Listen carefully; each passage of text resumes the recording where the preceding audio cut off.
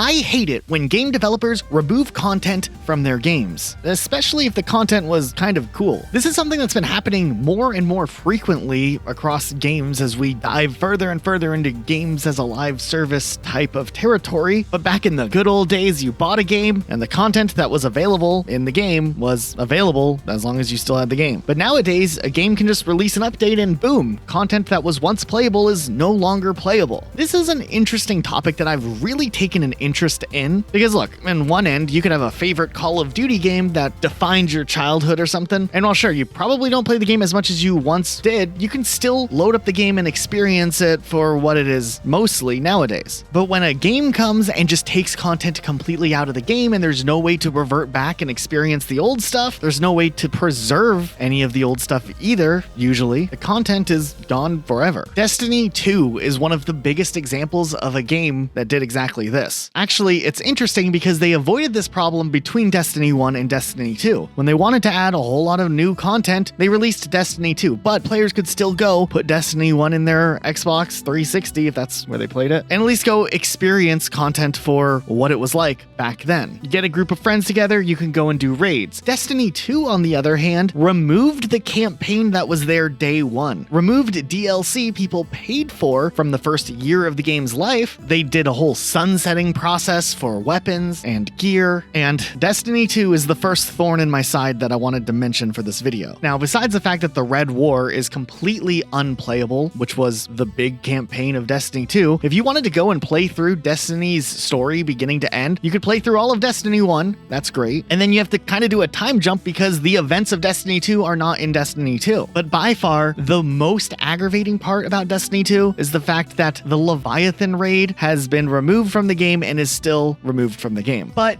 before I tell you why I find it so aggravating, today's video is sponsored once again by Encore, and if you're into retro games, you need to check it out because it's kind of like if TikTok and eBay had a love child, shall we say. People post short video listings of games, sometimes even with gameplay, and you can just scroll and shop whenever you want. But the real fun here are the auctions. Some of them get insane, like there's these last second bids flying in, chats going nuts, people talking trash. It's chaos in the best kind of way. You just swipe to bid, and if you see something you want, hit the little plus icon to get notified when the bidding war is about to end, and maybe you can swoop in. What's cool is that Encore actually takes trust seriously. Every seller is ID verified, and if something shows up wrong, you're covered by their guarantee. Also, there are giveaways, like real ones, totally free to enter. They cover shipping, and if you invite your friends, you get more entries. So like, why not? If you're tight on money, you could get some cool retro games if you win. Anyways, grab the app using our link down below. It's on iOS and Android.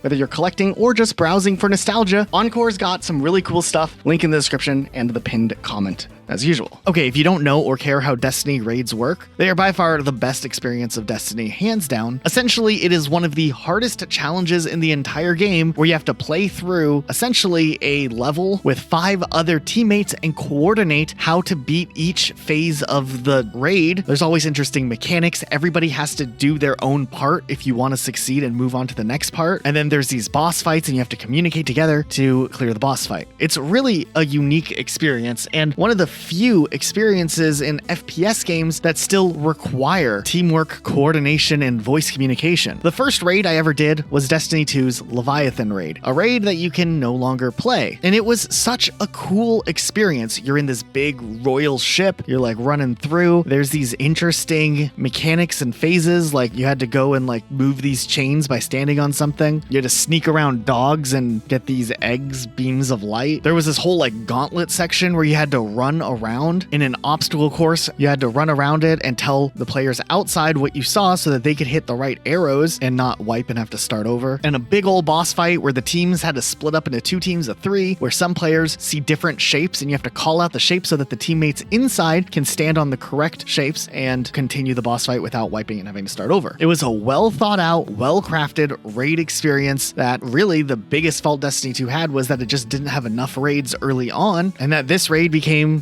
overplayed maybe by the population in the early days of Destiny 2. It's a shame. You straight up cannot play this raid at all in any shape or form. Destiny 2 has done a great job at bringing back old raids from Destiny 1 and repurposing them for Destiny 2, but like, at least you could play those raids in Destiny 1 back in the day. You can't play the Leviathan raid at all. Sure, there are other raid experiences in Destiny 2 that are still gone as well, but I feel like the Leviathan stings the most. Every once in a while, they'll do a little event or something and they reuse the location of the Leviathan, but then they don't bring the actual raid back. And it's really, really frustrating because, man, that was such a cool experience. But the weird thing about Destiny 2 is like, there were planets in the game also that were straight up removed too. Now, some of them have occasionally returned in some way or another, but like, it just felt weird. It's like a weird decision. For instance, I always thought out of Destiny 2's base game, Titan was the coolest looking planet. I mean, look at, there's like methane oceans or something, a little bit of rain. I know, it just kind of reminded me of Washington State, but they took it out of the game and then they brought it back and then they, I don't know, is it in right now? Luke, do you know? Can you go to Titan? I have no idea, actually. That's a question for Dim, our expert on Destiny. Can you go to Titan in Destiny 2 RTM? Only through a dungeon called Ghost of the Deep. I think I had left such an impression on Dim that I liked Titan that he messaged me randomly out of the blue one time being like, hey dude, Titan's back this week. I was like, I didn't play Destiny in like 2 years. You know how news station have like an international reporter, like in some foreign country? Them is like our international reporter out there in space on Destiny, you know what I mean? So I do wonder if Mars is still in the game. Wasn't it one of the ones where they removed? Mars was removed. What about Mars? Is that in the game? There's a couple first mission of the Witch Queen, the Spire of the Watcher Dungeon, Heist Battlegrounds Mars. Did Io ever come back? I don't know. That was a small planet though. That one, Low or Io always sucked. Did Io ever come back in any form? There's the Whisper exotic mission and a small room in the new seasonal activity Court of Blades. And then the whole campaign you talked about, right? I just said they took out the campaign. You liked the campaign. I was kind of bored with it, but... I did like the campaign. And I was also sad when they took out the Forsaken campaign. Nonetheless, Destiny 2 is a tragedy. PlayerUnknown's Battlegrounds surprisingly made it into this video as well. Now, back in the earliest days of PUBG, there was just one map. It was this like green area, it's the one everyone played on. But later, as they were trying to grow as a game and, make the game run better than the weird janky 50 FPS it maxed out on back in the earliest days, they added more maps. And for the most part, the maps were like a decent enough experience. However, I guess they weren't too happy with the way one of the maps ended up being, and that's the map Haven. This was an interesting map. While it looks very close quarters, it only supported 32 players rather than the normal 100 players that PUBG had. And while this specific map that has been removed from multiplayer rotation and hasn't been there for quite some time is a little bit of an outlier for this video, because while for the most part we're talking about content you absolutely cannot experience or play at all anymore, technically you could still play Haven if you set up a private match and somehow got a group of 31 other people to play with you, but who's actually doing that? I mean, it's better than nothing. It's better than not being able to play like the Leviathan raid at all, even with like offline servers, but it's still, a thing. I don't know. I mean, the map design is interesting. Apparently it wasn't too popular, and there were statistics that later were posted that the multiplayer level had a 17% abandon rate, which is really, really high for a specific PUBG level. And PUBG now has quite a few different multiplayer maps now, so there's still a lot of variety there. But yeah, Haven was something that existed, and then some people would come back to the game later on and be like, hey, remember that map we played on? Where is it? What happened to it? Does anybody care? Earlier in this video, I used Call of Duty as an example of a game that, like, for the most part, if you had a favorite, you can still go back and at least play it to some extent. However, Call of Duty doesn't get a full pass across the board for its entire series without getting at least a mention here. Call of Duty Mobile is known for adding in maps, removing them later, which, okay, it's a mobile game, it's a little bit different. But we do have Warzone to talk about, which, yeah, for a long time, if you wanted to go back and play Verdansk, you couldn't, because they shut down Warzone 1, replaced it with Warzone 2.0. Verdansk was gone. Actually, Verdansk was gone well before that, even in Warzone 1. Now, I'm not going to harp on Verdansk too much because they did at least finally bring it back in Warzone 2, finally. But what about the other maps that were in Warzone 1 that never made their way into Warzone 2? Those are still just lost maps. I mean, not a lot of people liked the whole Caldera map. I understand why. The weird hill in the middle made it not fun. This is what I'm trying to explain in this video, is that I still think these locations skins should be accessible in some form for like game preservation. To go and run around and explore and be like, man, at this time in Call of Duty Warzone history, this was the map and this is what it looked like and these were the ins and outs. And you can just go back down memory lane and at least experience them. And it is a shame that these other older Warzone maps are just gone. You know, Blackout was the first ever battle royale experience for Call of Duty outside of this like Call of Duty 4 online China only BR mode that they added in randomly. Blackout was the main first battle royale experience. But at least, you know, if you were nostalgic for it or you just wanted to look back and be like, man, why did this not stay around as long as later iterations of COD BRs would go? You can put Black Ops 4 in and at least look around and see the map again and drive around and be like, okay, it doesn't get a full okay because there were slight changes made over the course of Black Ops 4's life. But for the most part, it's, you know, Blackout. It's better than, you know, what some people can say for other online battle royale maps. You could make the same argument for Fortnite, though Fortnite has been rolling back old content with the whole like OG style thing that they do, which I'm a big fan of because, you know, if you had a time period where that game was hype for you, you want to go back and experience a little bit of it and live out some of the nostalgia. I don't think there's anything wrong with that. I don't think they ever should have removed Verdansk from Call of Duty Warzone. Steps in the right direction, bringing it back. What about all the other content? A little over a year and a half ago, Counter-Strike got a major update with Counter-Strike 2 releasing. This was a big deal because this was an upgrade to the Source 2 engine, which had been rumored for years actually. And finally, it was there and people were pretty excited for it. Now with the launch of this though, Counter-Strike Global Offensive would be completely replaced, meaning that there was a ton of content that was lost with this Counter-Strike 2 update. And yeah, I mean, Counter-Strike 2 is just an update for Global Offensive. It's the same game essentially, all the skins carried over and all your stats and stuff carried over as well. This is not a new game, so they did actually have a ton of content that ended up not making it. Some of those were like competitive maps that just didn't make it into CS2 for some reason, like Cache. Or the whole Danger Zone mode, which was Counter-Strike's own attempt at a battle royale and was kind of unique, was completely cut and there's no way of playing it nowadays at all actually. Then also Counter-Strike at some point in the last couple of years introduced Wingman. I guess it's been a long time now, but you know, it's still a newer game mode to me. Nonetheless, Wingman is the 2v2 mode, and there was specific maps for this game mode that also never returned. While the mode itself returned with some new maps, some of these old maps are lost. And some of the classic maps that were in this mode also didn't return yet, like Short Dust for example. There was also this non-competitive game mode like category called War Games in Counter-Strike Global Offensive, and that had like the game modes Arms Race, Demolition, Flying Scoutsman, and Retakes. And while Arms Race as a mode would return, none of the maps would. And some of these other modes that I just listed, like Flying Scoutsman, also wouldn't return, and the maps that were part of it also never made it back, obviously, because they were made mostly specifically for the game mode. Some of them were specifically for the game mode, some weren't, but none of these maps would end up returning. Now, you can go back and load up on these maps if you go to like the betas on Counter-Strike and you change the beta to the legacy version of CSGO, but there's no matchmaking and you can only play against bots.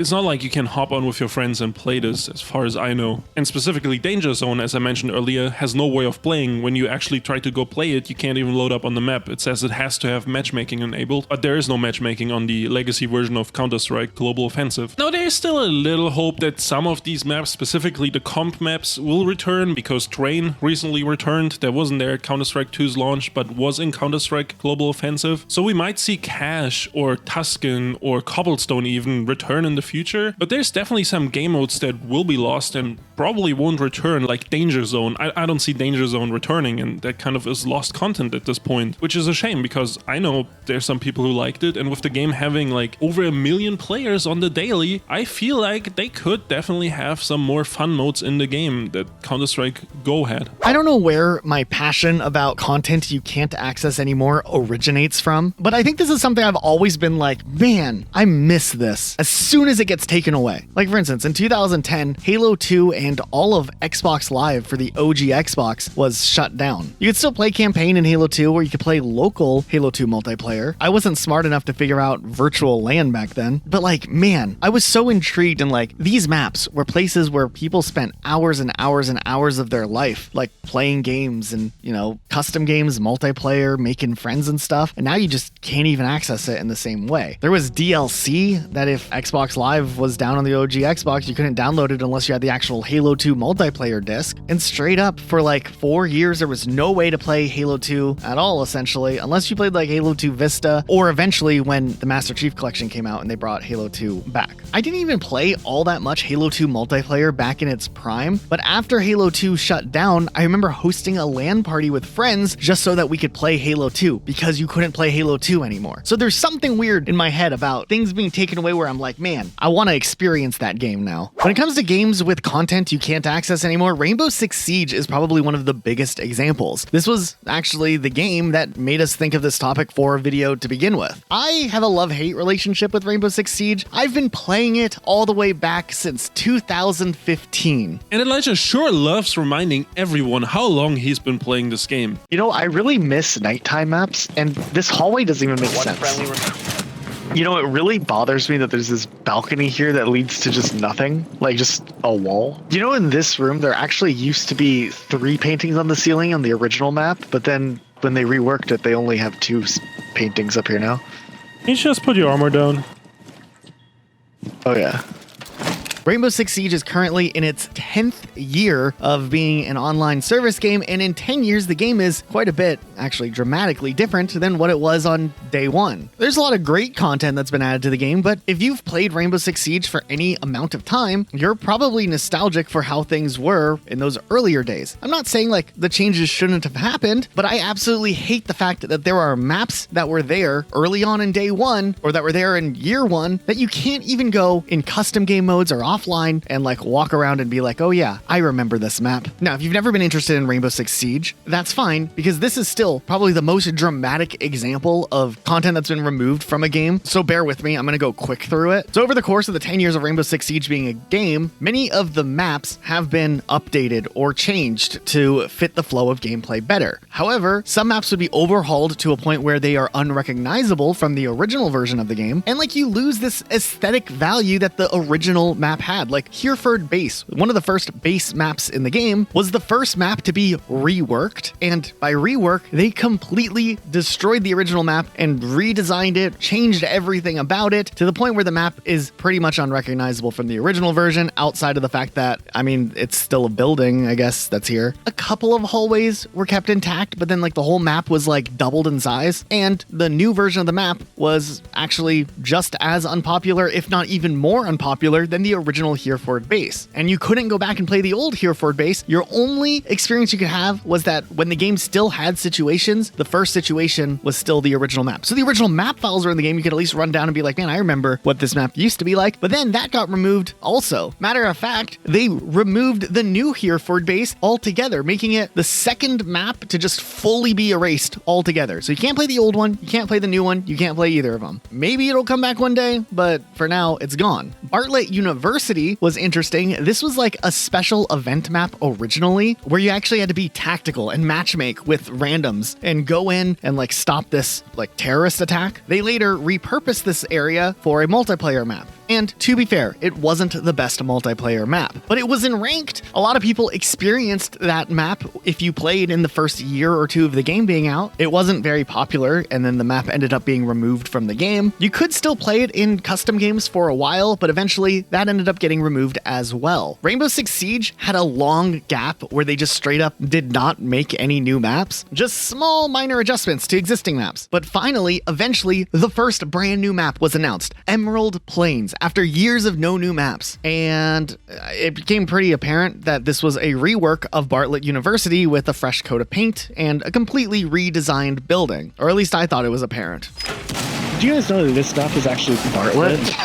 Ubisoft did confirm that the map was originally a rework of Bartlett, but then they thought that it could be spun into its own identity. So the map is pretty different. I have a kind of a big complaint I'll get to in a second. Still, that original Bartlett University, you can't like go back and be like, man, I remember this as the worst map in Rainbow Six Siege history. Like at least like you could walk through it and be like, remember how bad this was? And that was cool. I don't know. You might be like, Elijah, calm down. none of this stuff is a really big deal. Nighttime maps. These were incredible. A cool way to like keep, the same assets seemingly fresh so you don't get tired of playing on the same maps over and over again, because every single map in the game at launch had a nighttime variation. I guess they removed it because like visibility in a competitive game was an issue, especially back in old Siege where the lighting was much more gritty and, the vibe was different. Though it seems like in the new update, they want to restore some of that grittiness vibe as a part of a big new lighting update coming to the game, but it just looks like how Rainbow Six Siege kind of used to look like. But yeah, somewhere around year 2, they started phasing out nighttime maps. New maps that were added would only have daytime variations, and eventually all nighttime versions of maps would be removed from the game, which is a huge shame. Look at Cafe Dostoevsky during the day. It's fine, but look at it at night in old Siege. Look at all the Christmas lights. Tower was really cool. There was like snow kind of falling at night. I liked that. Canal in general, before it got reworked, which it got reworked pretty early on, had this giant like freighter ship that was like tipping over, and I don't know, it just looked so cool, and it's gone. Actually, at nighttime on Canal, you can hear the ship creaking and there's like thunder and stuff, and it's like windy.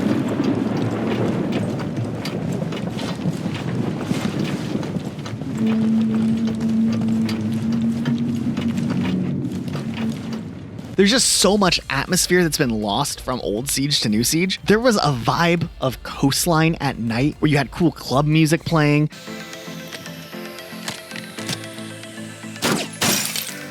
And just like the outside aesthetic was cool, you straight up can't see this anymore. They also started doing like map buffs instead of full-on reworks. Some of these were okay, like Clubhouse probably needed some revisions to make flanking a little bit better. They didn't really mess with Bank too much. But some of the maps, it just doesn't make sense from like a realistic perspective, unless like in the lore, the people that construct buildings that have these operations in are just like the worst architects to ever exist. I get they're trying to like add new flanks and routes, and making things bigger might seem better from a competitive standpoint, but a lot of the decisions made don't make sense for the actual location. Like for instance, house. You used to have this little like room that was in construction or whatever, like they were building something in here, and in the rework, they turned it into a bedroom with this long hallway that connects to another bedroom. What house has a hallway that's like separate from the rest of the house, connecting 2 rooms together like this? They easily added like another 700 square feet to this house, like nobody would notice that the house is seemingly big for a house. Old Chalet, surprisingly, is a lot different from New Chalet, despite the fact that aesthetically it seems the same at first. Look at all these windows. Old Chalet was way smaller, which at least made it seem somewhat more realistic, because here's the thing, if you play on modern day Chalet, current version of this map, it is massive. It is the biggest, like, snow ski resort house I've ever seen. Like, there's this huge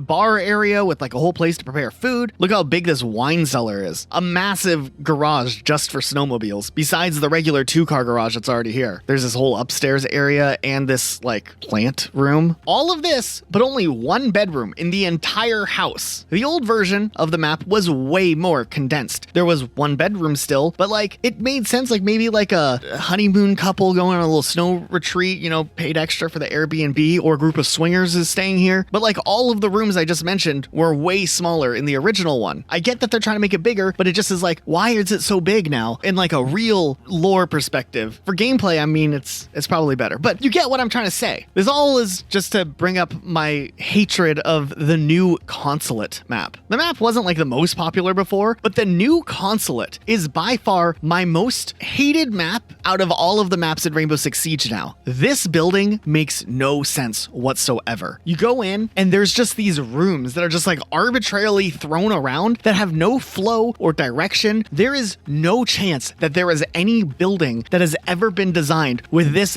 bad of a flow to it. For gameplay, maybe they were trying to do something, whatever. But like, have you ever been in some sort of like embassy office space, or seen an embassy office space that have rooms just like randomly thrown around and distributed like this? There's like a bottom floor that you have access through an office room. It's just so weirdly laid out. And at least if you didn't like the old console, that's fine. But like the layout kind of made sense. There was like a main main help desk area. I don't know. Emerald Plains is the same thing. This is supposed to be like a golf club or something like that, like a country club. And I don't know why the rooms are just like set up so arbitrarily like this. The old Rainbow Six Siege maps at least had a sense of realism. Like they were like, let's try to make a realistic looking house. And then, there'll be these like SWAT things going on in them. But now it's like, how do we make a competitive thing that kind of resembles that of a house? And I don't like that from like a game design perspective. I want it to be both realistic and, support gameplay. Not all maps are like this, but enough of them bother me, especially when they get reworked. Cafe actually used to be like a restaurant. Look at this old cafe. You walk in, there's like a little like host stand, and then there's actually a lot of tables because this is a giant restaurant. So there's a lot of places where people could be seated to eat food. The new cafe seemingly removed like half of the seating area. So instead they just have this giant restaurant with all of these like hallways and kitchens and stuff, but like no real place for people to sit down and actually eat. It's been kind of an interesting experience. I ended up figuring out how to get Operation Throwback, which is like a community mod working on Rainbow Six, which lets you revert back in offline mode, or you can connect through VPN through like a virtual LAN and see what these old maps were like at any stage during Rainbow Six Siege history. And this mod hasn't always been around, so a lot of these experiences were straight up completely unplayable altogether. At least now, with some modding, you can go and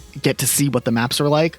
Old Favela wasn't a good map, but New Favela is also not really that good of a map either. So it's cool to see these differences. Like Theme Park had this whole haunted area. It was like a spooky room, and they replaced it with like a throne room in the new version. And there were these trains, and there was like an initiation office, which was like a cult maybe? Like, what is all this stuff going on? What is the lore here? Are they a cult? I don't know. Rainbow Six Siege map design is just like this one thing that I'm just weirdly interested in. And I know it's crazy, but I can't help but to be like, man, this is weird. This is interesting. I'm really, really passionate about conserving the history of Rainbow Six Siege because it's like, hey, I played this game back in the early days. Like, I want there to be a record that the maps look like this. I'm sure people designed these maps originally that worked on the early Rainbow Six version of the game. And like, for them to be completely erased from history where you can't even look at them anymore, I don't like that. Now, Elijah talked about Rainbow Six Siege a bunch, and that's the longest live service game he's been playing. But the longest live service game I've been playing is League of Legends. And with the game coming out all the way back in 2009, there has been a ton of changes over the years and a ton of content that you can't access anymore. Honestly, I could go on for hours about removed items, champions that aren't the same nowadays, or even limited time game modes that never came back, or the Christmas map, which we still haven't seen back and was like really litty. There's a ton of content that League of Legends removes on a very regular basis and replaces with some other stuff to keep the game fresh, which has worked for League of Legends, but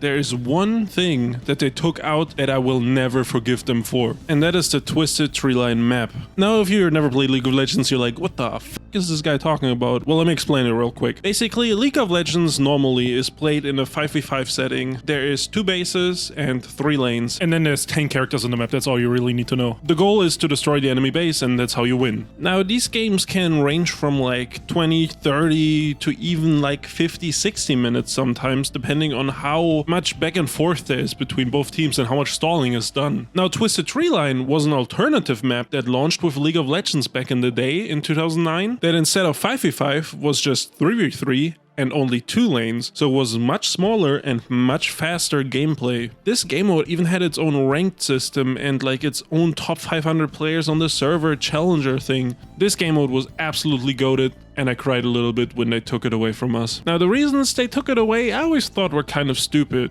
They posted this update block all the way back in 2019, or maybe it's the end of 2018, I can't really tell because it's archived, so I have to like kind of guess from memory. But they talked about how the population was low, the queue times were so long. But kind of the main reason they listed is that even though they did small, and I'm saying small changes to the map over the years, it didn't really gain popularity, so they were like, oh, let's just take it out. But there was nothing wrong with it. Yes, the queue times were a little bit longer, but it wasn't super bad. You know what you're getting into. Honestly, reading this dev blog post again like 6 years later, it still doesn't make any sense why they took it out. Because this is a multi-billion-dollar company, and they can't allocate a little bit of server space for some of their fans? I probably bought enough skins to finance like 3 years of the server running Twisted Treeline queues. But no, we know Riot Games is the greediest mother fucking company out there, and they always have been. Did you guys know that Shadow of the Tomb Raider released with 2 different endings, and that one of them was accidentally included in the disc release of this game? And actually the day 1 patch would remove this ending and replace it with the proper ending. Now both of these endings reference the original 1996 Tomb Raider game quite a bit, but the ending that was originally included and then cut with the day 1 patch leaned a little bit harder into the references to the first game. This ending would actually show a letter from the original antagonist of the first game, which would have been interesting. Are they trying to reintroduce this character, or what's going on here? The developer would make a statement on this, saying, "During the course of development of Shadow of the Tomb Raider, multiple post-credit scenes were explored. Unfortunately, one of the directions that was considered but not chosen was mistakenly included in the game. The day 1 patch fixes this error along with many other improvements. As always, we highly recommend that our players install the patch to enjoy the complete and most up-to-date experience." So I guess this must mean between printing the discs and the game releasing, they changed their mind on this post-credit scene, and I don't know, I thought it was kind of interesting, but that's all. Overwatch is kind of an interesting game because the game's been around long enough where, of course, content has been removed, especially in the migration from Overwatch 1 to Overwatch 2, which is essentially the same game. It just was a title update pretty much. Nonetheless, there were some maps that were changed or altered or just straight up removed from the game between the transition. Paris, nowhere to be seen. I don't think Paris was too popular, but I didn't play Overwatch 1 really that much back in the day, so I wouldn't know. But I'm sure if you were a die-hard Overwatch fan in those early days of Overwatch, you could name off a myriad of things that you liked about Overwatch 1 that Overwatch 2 dropped the ball on, or content that you can't access from Overwatch 1, like Paris, for example. Now, of course, you could make the argument, and I know that this was a sentiment for a long time, that like some people missed the old 6v6 mode. I don't fully understand how that works because I joined late. I thought 5v5 was enough. I feel like 2 tanks would be insane, but some people are nostalgic for 6v6 mode. Fortunately, I think that came back or is coming back. There has to be like 5, 6, 7 maps they cut from Overwatch 1.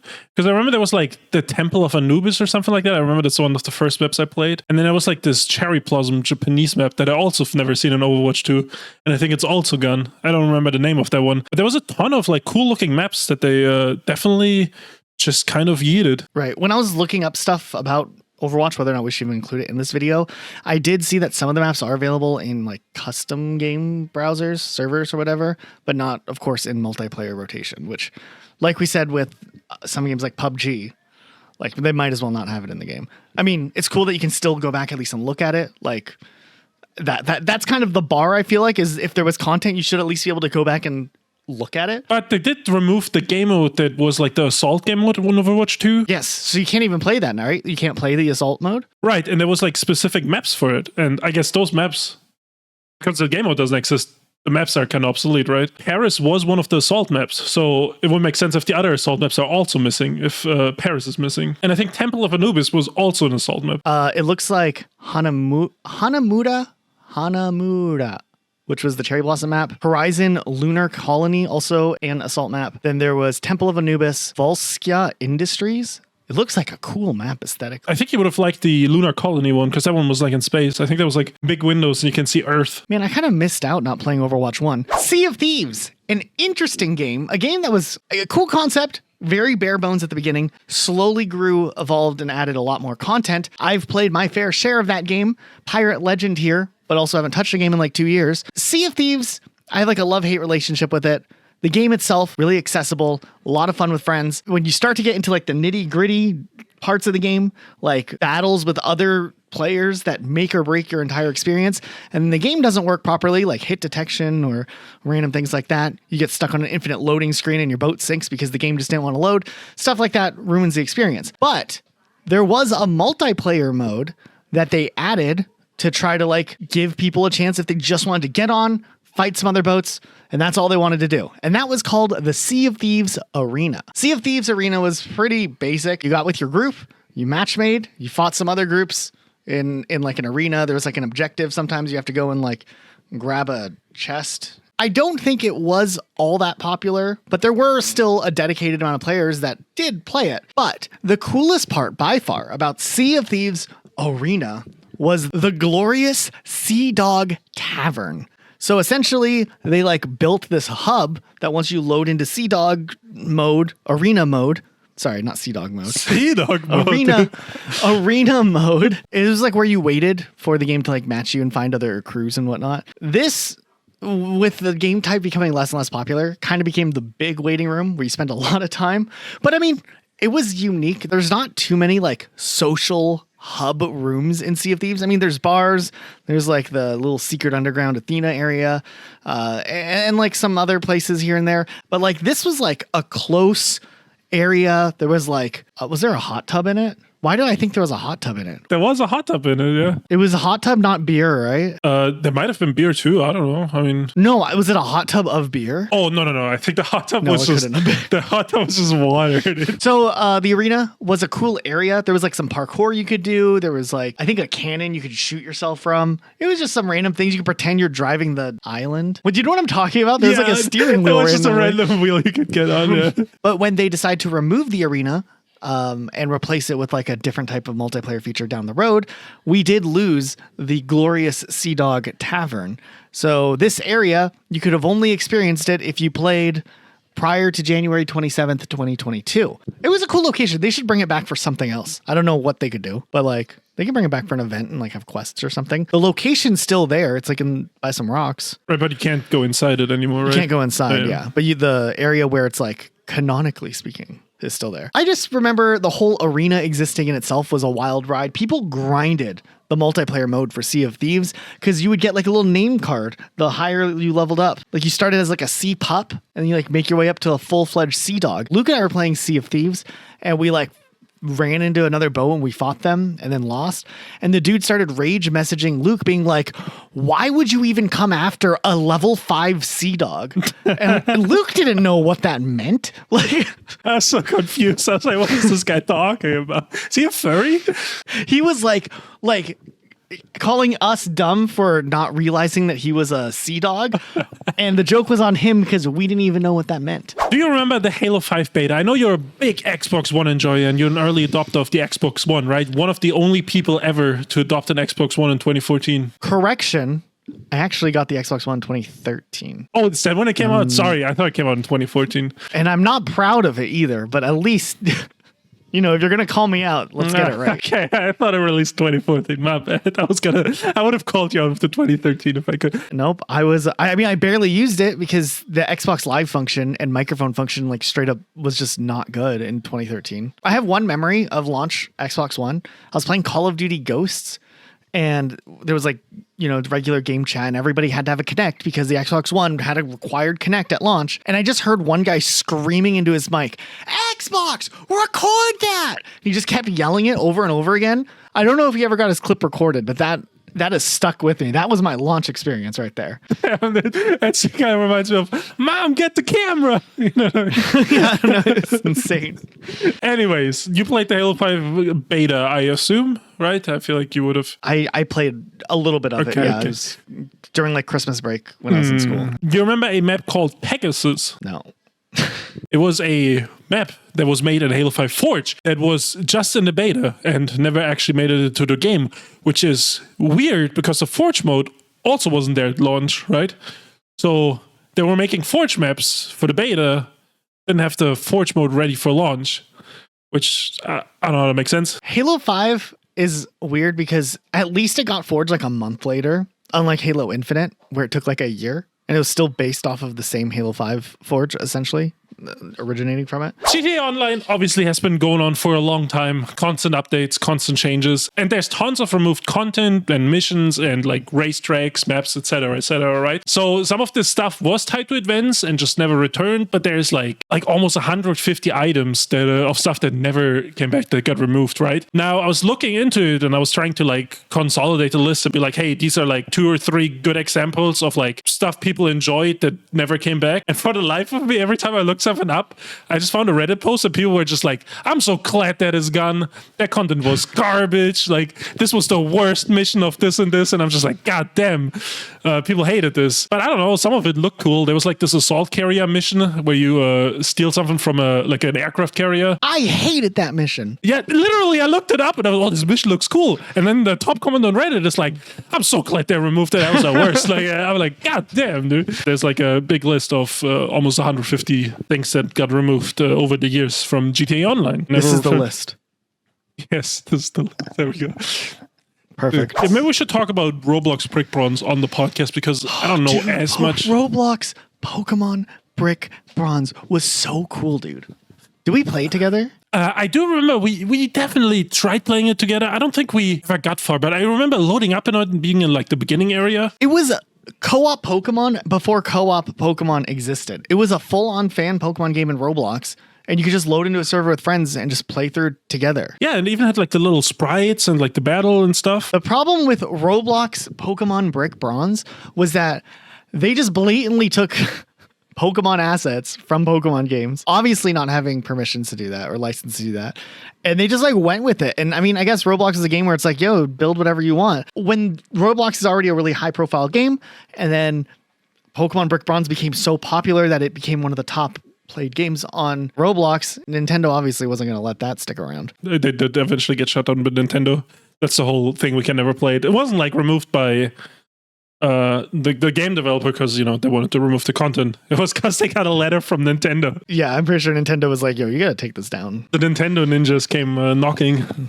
Yeah. They're like, yo, Mr. Roblox, you got to take this down or we're suing you. And he was like, oh no. It is crazy, like, how much high quality content has existed on Roblox that are just ripoffs of other games. I mean, there was like CB Row. That was like Counter-Strike. That was my first real Counter-Strike experience. That was like the old ways of like the knockoffs. So nowadays the Roblox knockoffs are like, they look like the original product. Like I played this Call of Duty knockoff and it was like, I'm running around with an MP5. This might as well be Call of Duty, dude. I don't know. It was insane. Yeah, I remember the days of Phantom Forces, dude. It was... That was a Battlefield one, right? Yeah. Yeah, it was a Battlefield one. The Pokemon Brick Bronze is missed. There are like re-uploads of the game with all of the Pokemon taken out of it.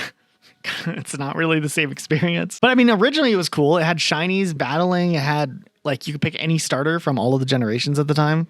It was neat. So what'd you guys think of this list? Is this like something that you guys feel the same way about as far as like passion goes? Because it drives me nuts when this stuff happens.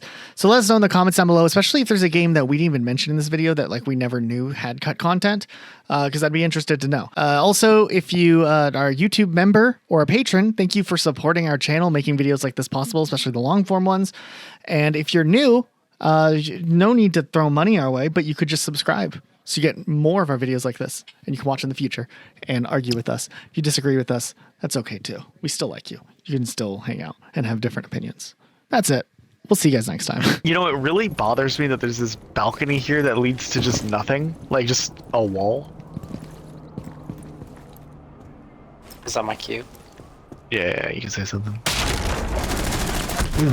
Not like that.